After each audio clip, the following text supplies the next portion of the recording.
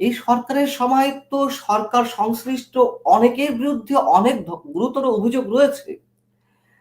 আসিফ মাহমুদ সজীব ভুঁইয়ার APS এর নামে ৩০০ কোটি টাকার অভিযোগ, আত্মসাতের অভিযোগ উঠল।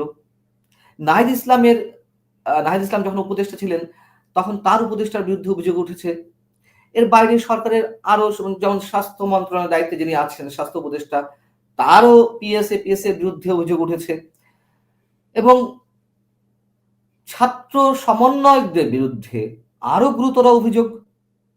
তো সেই সবের ক্ষেত্রে কোনো ধরনের কোনো অ্যাকশন না নিয়ে ২০২০ সালের দিকে প্রফেসর কলিমুল্লাহর বিরুদ্ধে যে অভিযোগ, সেই অভিযোগের ভিত্তিতে মামলা।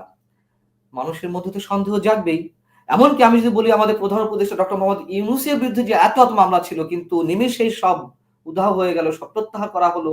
তাহলে একদিকে একটা বিশেষ গোষ্ঠী বিশেষ সুবিধা পাচ্ছে দুর্নীতি সংক্রান্ত অভিযোগের ক্ষেত্রে, আবার আরেকদিকে অনেকের উপর খড়গহস্ত নেমে আসছে যারা সরকারের বিরুদ্ধে সমালোচনা করছেন। তো মানুষের মধ্যে যদি এই ধারণাটা এস্টাবলিশড হয় যে না আসলে দুর্নীতি-ফুর্নীতি নয়, শুধুমাত্র সরকারের ক্রিটিক করার জন্য প্রফেসর কলিমুল্লাহকে আটক করা হয়েছে, তাহলে সেই ধারণাকে আপনি কিভাবে মোকাবেলা করবেন?